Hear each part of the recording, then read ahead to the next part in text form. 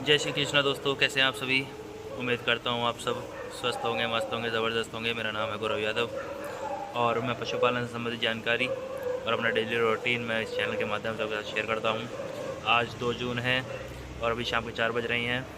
तो आज का काफ़ी बढ़िया ब्लॉग है। आप सब सोच रहे होंगे वैसे आज ब्लॉग के लिए काफ़ी लेट हो गए हो, पर बात करूँ तो ब्लॉग के लिए हम इसलिए लेट हो गए क्योंकि हमारी गौरी ने डिलीवरी दी थी रात में और हम उसका सारा उसकी मदद में लग गए। उसके काफ़ी दिक्कतें हुई डिलीवरी के दौरान, काफ़ी टाइम लगा हमें। पूरी रात को डिलीवरी हुई थी तो रात को हमें पूरा लगभग सब कुछ काम ख़त्म करते करते तीन बज गए थे, 2-3 बज गए थे। उसके बाद हम सो गए। उसके बाद सुबह उठकर काम करा, फिर हम जाकर सो गए और फिर अब काफ़ी काम वाम कर साफ़ सफाई कर लेट हो गए थे। तो इस वजह से थोड़ा ब्लॉग लेट आ रहा है। बाकी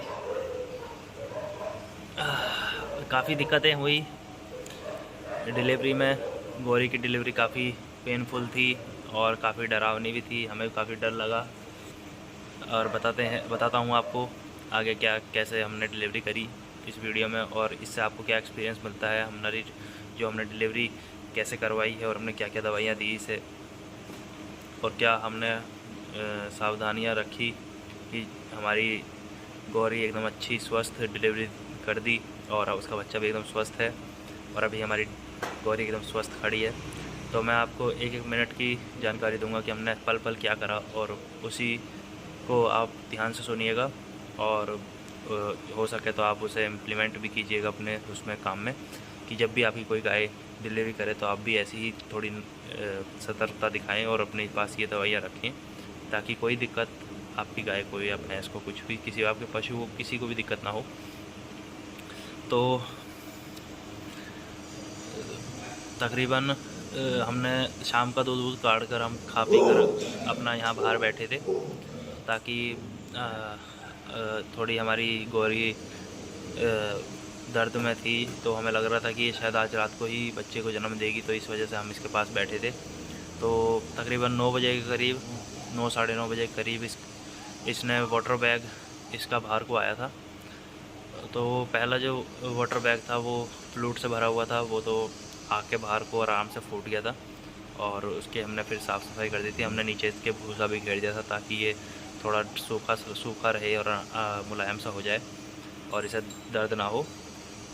और उसके बाद 10 मिनट बाद फिर इसका जो जिसमें दूसरा वाटर बैग था वो आ गया था बाहर, और जैसे ही वो बाहर आ रहा था वो बीच में ही फूट गया था। और उसके बाद हमें डर लगा था कि कहीं थोड़ा बहुत पानी अंदर तो नहीं चला गया है और कहीं बच्चे को कोई ख़तरा तो नहीं होगा। तो ये काफ़ी थोड़ा सा हमें डर सा लगा था इस बात पे, पर बच्चियाँ नॉर्मल थी और हम इसमें भी अब फिर कुछ कर नहीं सकते थे, इसलिए हम थोड़ा इंतज़ार करा। तकरीबन आधे घंटे इंतज़ार करा। बच्चियाँ बीच में खड़ी हो गई थी और फिर वो बैठ नहीं रही थी। काफ़ी आधे घंटे बाद फिर वो बैठी। तकरीबन 10 बज गए थे जब तक वो बैठी बच्चियाँ हमारी। गौरी के बैठते ही हमने देखा कि वो कहीं पैर वैर तो नहीं आ गया बच्चे के। हम सब थोड़ा सहारा दे दें ताकि गौरी को ज़्यादा पेन ना हो। तो हमने देखा, मैंने चेक करा बच्चे अंदर हाथ डालकर यूट्रस में, तो बच्चे के पैर नहीं आ रहे थे बाहर को। तो मैंने सोचा शायद थोड़ा टाइम लगेगा तो थोड़ा इंतजार और कर लेते हैं। तो उसके बाद बच्चियाँ फिर खड़ी हो गई थी और फिर काफ़ी देर बाद बैठी। तकरीबन 10 बजे हमने इसे चेक करा था। उसके बाद ये तकरीबन 11 बजे करीब ये दोबारा से बैठी थी। जब तक पापा हमारे आ गए थे। पापा छुट्टी आए हैं कल ही रात में ड्यूटी से, तो पापा भी 10:30 के बजे करीब आ गए थे, 10 बजे करीब। तो फिर 11 बजे करीब जैसे ही दोबारा बैठी, मैंने फिर से इसका चेक करा। मम्मी ने कहा चेक करके देख लो एक बार, काफ़ी देर हो चुकी है। तकरीबन वाटर बैग आए हुए भी 1.5 घंटा हो गया था। तो जितना ज़्यादा देर होती है उतना ज़्यादा रिस्क बढ़ता जाता है बच्चे को भी। और इसी डर से मैंने फिर से एक बार चेक करा, और चेक करने के बाद फिर से मुझे बच्चे के पैर नहीं दिखे। तो मेरे को भी काफ़ी टेंशन हो गई कि ये तो ऐसा आज तक हुआ नहीं है, तो फिर मतलब कुछ गड़बड़ है, बच्चा में कुछ गड़बड़ है अंदर, या तो बच्चा कहीं फंस रहा है। तो फिर जल्दी से हमने बिल्कुल देरी ना करते हुए बच्चिया को हमने खड़ा करा, उसके मोहरा बांधा और मैंने अपना सारा सामान तैयार करा और मैंने अपने ग्लव पहने। उसके बाद हमने बछिया को अटगड़े में ले गए हम इसे। वहाँ पे मम्मी ने इसके आगे से थोड़ा सहारा दिया, बच्चे को शांत कराया। पापा पीछे, मैंने अंदर हाथ डाला बच्चादानी में और बच्चे की स्थिति चेक करी। तो बच्चे की स्थिति जाते ही मैंने सबसे पहले तो उसके हाथ को पकड़ा। बच्चे के हाथ सामने ही थे दोनों। और फिर मैं उसके मुंह को ढूंढ रहा था पर मुंह नहीं मिला। मुंह उसका नीचे की तरफ को जा रखा था, यानी कि मुंह थोड़ा सा मुड़ गया था अपनी जगह से, जिस वजह से ये कार्विंग नहीं कर पा रही थी। और अगर हम हाथ नहीं डालते तो ये कार्विंग कर ही नहीं पाती और हमें पता नहीं चलता और काफ़ी बड़ी दुर्घटना हो सकती थी। फिर उसके बाद मैंने कोशिश करी कि इसका बच्चे का मुंह सीधा हो जाए, पर काफ़ी मुश्किल हो रही थी। उसका जगह अंदर काफ़ी कम थी और बच्चे का मुंह भी ऊपर को नहीं उठ पा रहा था। काफ़ी बच्चियाँ भी काफ़ी पेन में थी, तो एक जगह खड़ी नहीं हो पा रही थी, काफ़ी उछल रही थी। फिर उसके बाद फिर मैंने रस्सी लेकर बच्चे के पैर बांधे, पैरों को बाहर को खींचा। जैसे ही बाहर को खींच रहे थे बार बार उसका चेहरा टेढ़ा हो जा रहा था। फिर उसके पैरों को हमने अंदर की तरफ बांध के अंदर की तरफ को धकेल दिया। उसके बाद अंदर के धकेलने के बाद थोड़ी जगह सी मिली और एकदम से उसका चेहरा जैसे ही मैंने उठाया वो अपनी जगह पर आ गया नॉर्मली। उसके बाद हमने उसे जैसे ही बाहर को खींचा, बच्चे का बिल्कुल चेहरा सीधा और हाथ भी सीधे, एकदम बच्चा सीधा आ गया था। बच्चा सीधा आते आते पेल्विक अडल में थोड़ा सा फंसा था, क्योंकि बच्चियाँ हमारी उम्र में थोड़ी छोटी है और इसका पेल्विक साइज़ भी इतना बड़ा नहीं है। तो इस वजह से पेल्विक में थोड़ा सा दिक्कत आई थी बच्चे के सिर को निकालने में। तो सॉरी गाइस, ये थोड़ी सी डिस्टर्बेंस हो रही थी। तो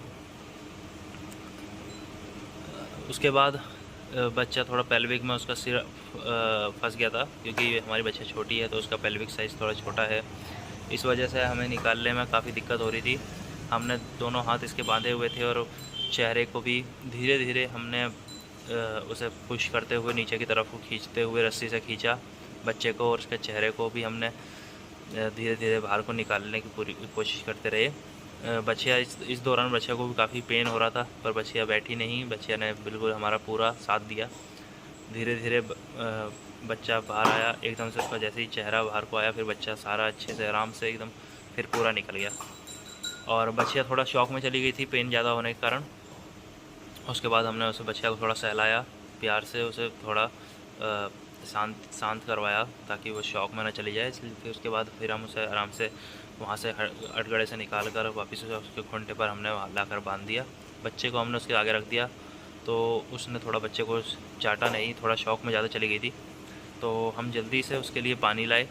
उसमें हमने पानी के अंदर हमने बूरा मिलाई थी, तो तकरीबन 2 बाल्टी से पानी पिलाया। उसमें 2 कटोरी हमने, एक बाल्टी में 2-3 कटोरी हमने बूरा मिलाई। 10 लीटर पानी में आधे 1 किलो बूरा मिला दी होगी। और तकरीबन 20-25 लीटर हमारी बच्चियों ने पानी भी पिया। और उसके बाद इसे पानी पिलाने के बाद हमने कैल्शियम जेल दी। मेरे पास कैल्शियम जेल थी ट्रांसमिक्स, जो कि काफ़ी MHD कंपनी की है, और इसके अंदर ग्लूकोज और आयोनिक कैल्शियम है। ग्लूकोज हमारी बच्चियों को तुरंत ताकत देता है, जो इसके जो बॉडी में जो फ़ैट है उसे बर्न करने में मदद करता है। इसके अंदर जो आयंस हैं, साल्ट हैं, वो बॉडी के फ़ैट को बर्न कर इंस्टेंट एनर्जी हमारी गाय को देते हैं। और इसके अंदर आयोनिक कैल्शियम है। ये कैल्शियम हड्डियों से कैल्शियम को निकालने में मदद करता है। ये आयंस कैल्शियम को हड्डियों से निकालते हैं, तो इससे गाय को जो भी मिल्क फीवर की समस्या या कीटोसिस समस्या होती है वो नहीं होती है बिल्कुल भी। तो ये काफ़ी अच्छी एक कैल्शियम जेल है। तो इसके बाद ये तकरीबन 500 ml में आती है, तो हमने इसे 5 डोज में दिया। 100 ml कर थोड़ा थोड़ा पिलाया, ताकि इसे कोई इसके जो लिक्विड है ना गले में फंदा ना लग जाए, फेफड़ों में ना चली जाए दवाई। ड्रेंच ना हो जाए। तो इस वजह से हमने इसे थोड़ा कम कम दिया, पर 5 बारी में से पूरी पिला दी हमने। उसके बाद हमने यूट्रस सेफ हमारे पास थी ताकि ये बाद में जेर भी अच्छे से गिरा दे, तो हमने इसे यूट्रस सेफ भी 450 ml इसे पूरी पिला दी, थोड़ी थोड़ी कर पिलाई ताकि ड्रेंच ना हो जाए। इसलिए ज़्यादा दवाई को थोड़े थोड़े टुकड़ों में पिलाना चाहिए ताकि गाय के फेफड़ों में दवाई ना चली जाए। और आराम से पिलाया हमने, काफ़ी आराम से इसने दवाई पी ली। उसके बाद हमने दूध काढ़ा, बच्चे को पिलाया, बच्चा पी नहीं पा रहा था, फिर हमने दूध काढ़ा। दूध भी काढ़ने में काफ़ी दिक्कत आ रही थी, तो हमने मशीन से दूध काढ़ा इसका। तकरीबन 3-4 किलो हमने दूध निकाल लिया था इसका। और तकरीबन उस समय 12 बज रहे थे, कम से कम 12-1 बज रहा होगा। फिर हमने बच्चे को दूध पिलाया बोतल से, 2-3 लीटर दूध बच्चे को पिला दिया था, और जो बचा 1-आध लीटर दूध जो बचा था वो बाहर के हमने कुत्तों को पिला दिया था। उसके बाद बच्चिया आराम से बैठ गई थी। जैसे ही हमने बच्चिया का दूध काढ़ा था, तो उसके बाद इसके जो यूट्रस में हलचल हुई होगी ऑक्सीटोसिन बनने के कारण, तो उसके बाद ये ब्लड गिरने लगी थी। और उसके बाद हम भी फिर साफ़ सूफ कर नीचे इसे खाना, बच्चिया को हमने सूखा भूसा उस पर चोकर और फीड हमने रख दी थी, तो थोड़ा बहुत खा रही थी। उसके बाद हमने साफ़ सूफ कर लाइट बंद कर अपना हम नहा धोकर सोने चले गए थे। पापा यहीं पर रहे थे ताकि ये जब जेर गिरे तो पापा यहाँ पर रहें, बच्चे को कहीं चोट ना पहुँचा दे, इसलिए पापा यहीं पर रहे इसकी देखभाल के लिए। तकरीबन पापा बता रहे थे कि हमारे जाने के बाद इसने 2 बजे करीब, 2-2:30 बजे करीब, एक आध घंटे में ही इसने जेर गिरा दी थी। तो और जेर भी पूरी गिरा दी थी, कोई दिक्कत नहीं हुई थी। तो मैं गाइस फिर सुबह को मैं 5 बजे करीब हम उठ कर आए। पापा ने बुलाया हमें, तो पापा हमने देखा कि गाय का दूध टपक रहा है, तो गाय कर रही है दूध के काढ़ने के लिए।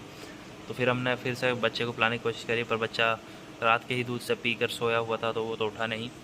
उसके बाद हमने इसका दूध काढ़ा, फिर से मशीन लगाई हमने, इसमें 2-3 लीटर फिर से हमने इसका दूध निकाल लिया था। तो 2-3 लीटर दूध निकल गया था। उसके बाद बच्चिया थोड़ी शांत हुई और बच्चे फिर वो बैठ गई आराम से बच्चिया। उसके बाद हमने अपना डेली रूटीन अपना काम वाम करा, दूध काढ़ा गाय का, साफ़ सफाई करी। और उसके बाद बच्चा फिर जब उठ गया, उसके बाद खड़ा हो गया दूध पिलाने के लिए। फिर हमने बचा हुआ दूध जो भी हमने इसका काढ़ा था सुबह, वो हमने इसे पिला दिया था। 1-2 लीटर पी कर ये फिर सो गया था, और बचा हुआ दूध हमने फिर से बाहर कुत्तों को पिला दिया था। फिर उसके बाद हमने अपने घर के काम में लग गए थे। और थोड़ी देर बाद बच्चिया जब बैठकर खड़ी हुई, हमने फिर इसे देखा तो ये थोड़ी गर्म सी लग रही थी।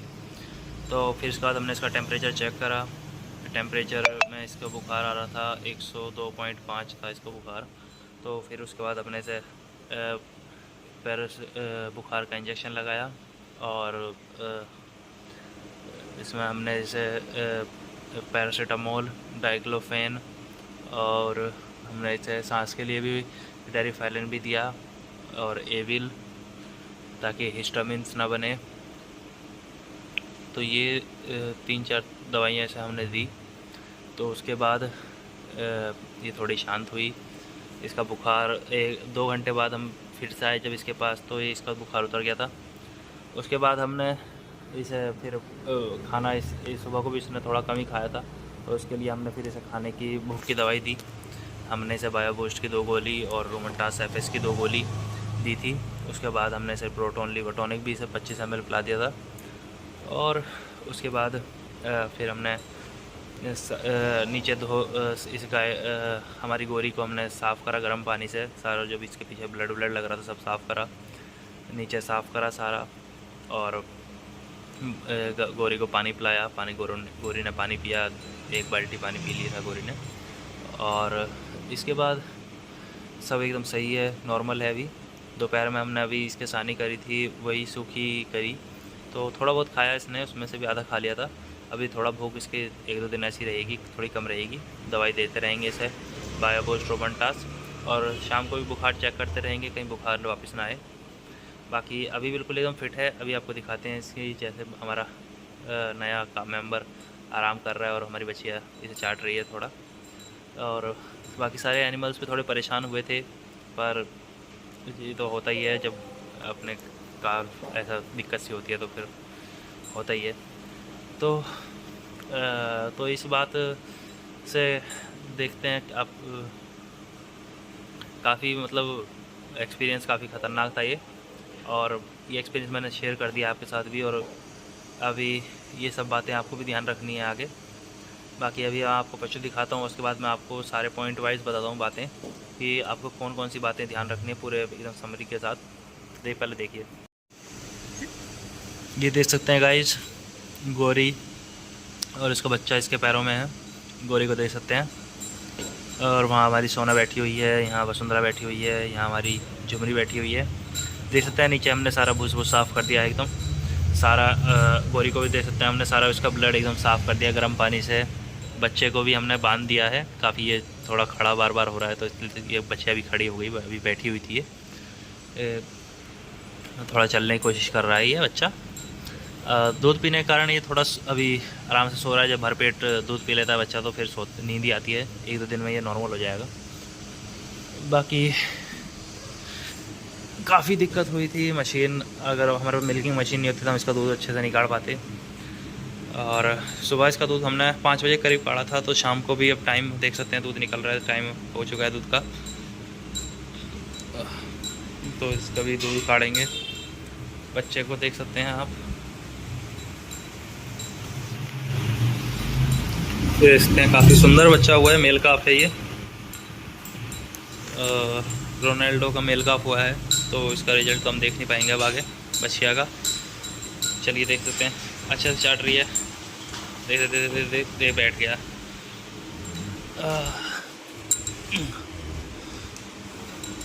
ये थोड़ा सा ऐसी दिक्कत सी कर रहा है, ऐसी हो जाएगा थोड़े 2-4 दिन में यार, अपना एकदम फिट हो जाएगा।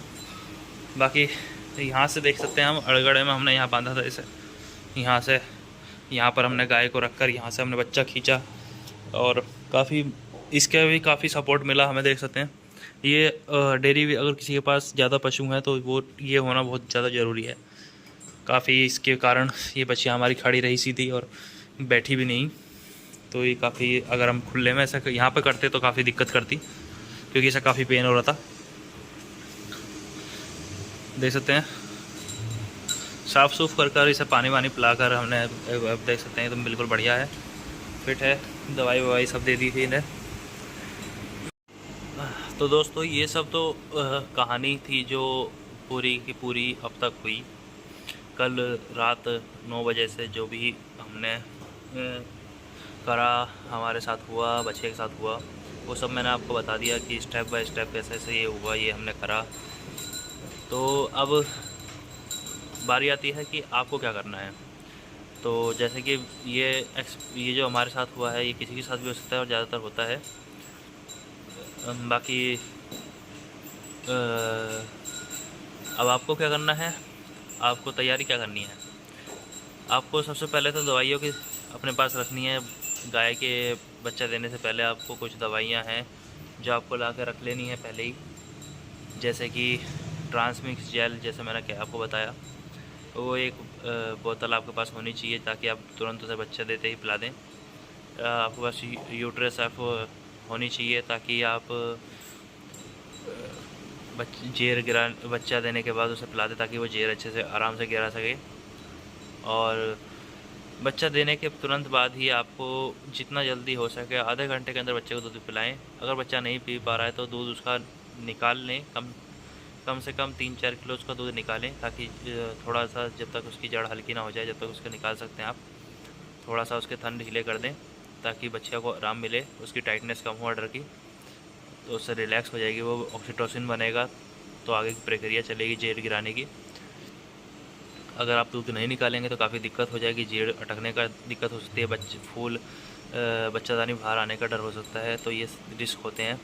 बुखार हो सकता है गाय को, तो इस वजह से आपको जितना जल्दी हो सके दूध निकाल लेना है, या तो बच्चे को पिला देना है या फिर अपने हाथ से आप निकाल लें 3-4 किलो दूध, जितना भी, जब तक उसके थन थोड़े हल्के से न हो जाए। उसके बाद बच्चे को आपको भरपेट दूध पिलाना है जल्दी से जल्दी। और फिर हम आपको गाय को ये जेल और यूट्रासेफ देने के बाद आपको इसका बुखार भी की आपको दवाई दे देनी चाहिए, पैरासीटामोल। वो टेम्परेचर चेक कर आपको देनी चाहिए। टेम्परेचर अगर इसके बच्चे अगर लो हो रहा है तो उसे फिर कैल्शियम चढ़ानी पड़ सकती है। और अगर आप कैल्शियम पहले ही दे देंगे तो ऐसा कोई दिक्कत आएगी नहीं। और अगर आप यूट्रोसैफ भी जल्दी दे देंगे तो जो जेर गिराने की दिक्कत होती है वो भी नहीं होगी, जल्दी से जल्दी जेर भी गिर जाएगी। बाकी बच्चे को पानी जितना वो पीना चाहे वो पिलाएं उसे, उसमें थोड़ा मीठा मिलाकर पिलाएंगे तो वो और अच्छे से पी जाएगी, पानी ज़्यादा पिएगी। और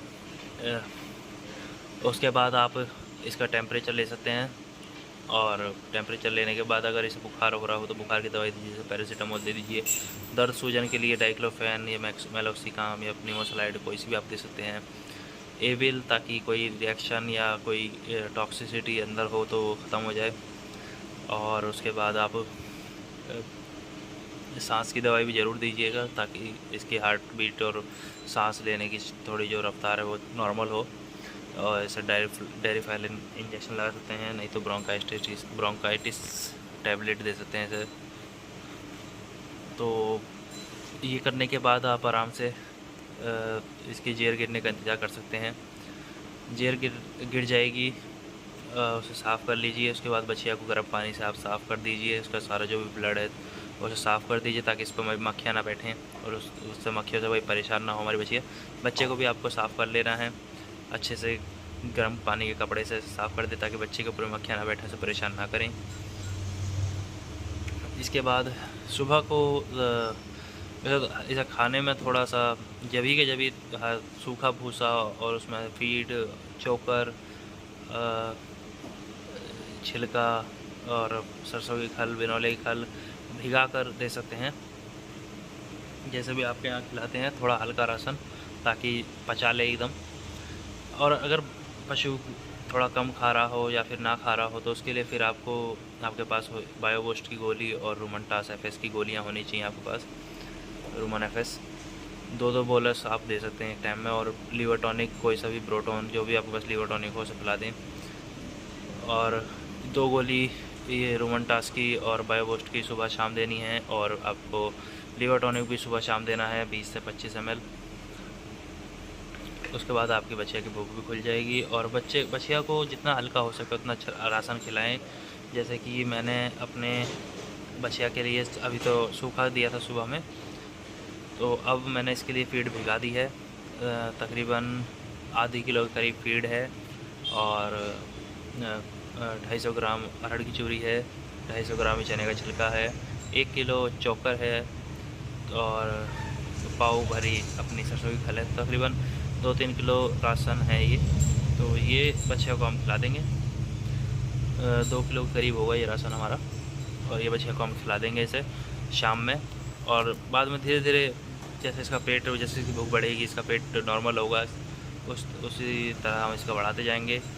और जो कैल्शियम जेल है ट्रांसमिक्स की, हम इसे 3 बोतल पिलाएंगे। एक पिला दी है, एक हम कल पिलाएंगे अब 24 घंटे के बाद, आज नहीं पिलाएंगे। उसके बाद जो तीसरी बोतल होगी उस स्थिति के हिसाब से, अगर नॉर्मल स्थिति रहेगी तो फिर उसे नहीं पिलाने के हैं।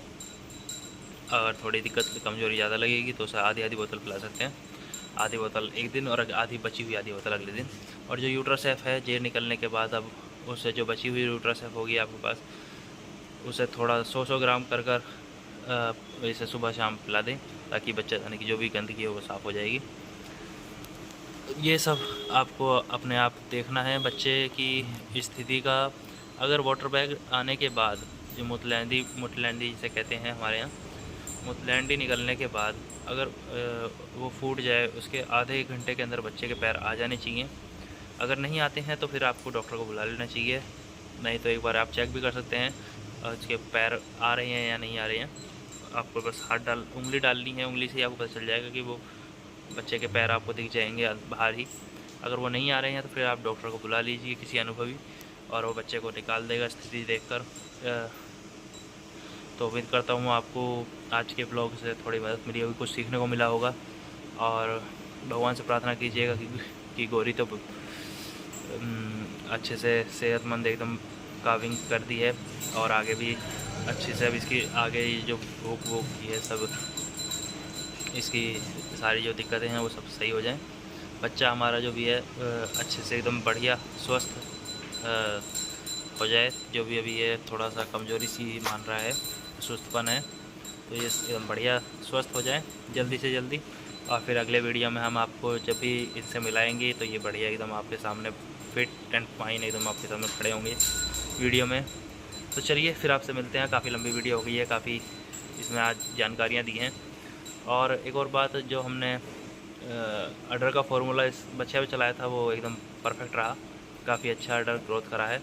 बाकी 5-10 दिन बाद आपको बताते हैं इसका मिल्क कितना ये इसने बनाया है अपने पहले ब्याज में, उसकी भी अगली वीडियो में बताएंगे अब आपको।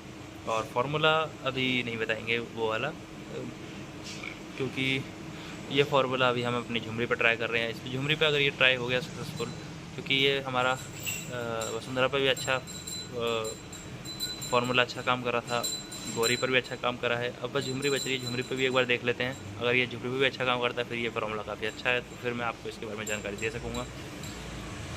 बाकी जो भी अब बच्चे देने से पहले और बच्चे देने के बाद आपको दवाइयाँ देनी होती हैं, सावधानी रखनी होती हैं, वो मैंने आपको इस वीडियो में सारी बता दी है। तो इस वीडियो को जितना हो सके उतना शेयर कीजिए, और आपको कुछ समझ नहीं आया तो वीडियो को दोबारा देखिएगा। वीडियो लंबी है पर बहुत ही नॉलेजेबल है, और कोई ऐसी नहीं है कि मैं किताब से पढ़कर आपको बता रहा हूँ। जो मेरे साथ हुआ है, जो मैंने इसमें जो भी मैंने इसको करा है वो सब मैंने आपको बता दिया है, और मुझे अच्छा रिजल्ट मिला है। उम्मीद करता हूँ आपको भी अच्छा रिजल्ट मिले। और मेरी नॉलेज से अगर किसी के पशु के जान बचती है तो इससे ज़्यादा अच्छी और बड़ी बात मेरे लिए कोई है ही नहीं। चलिए आपसे मिलते हैं अगली वीडियो में, जब तक के लिए राम राम, जय श्री कृष्ण गाइस।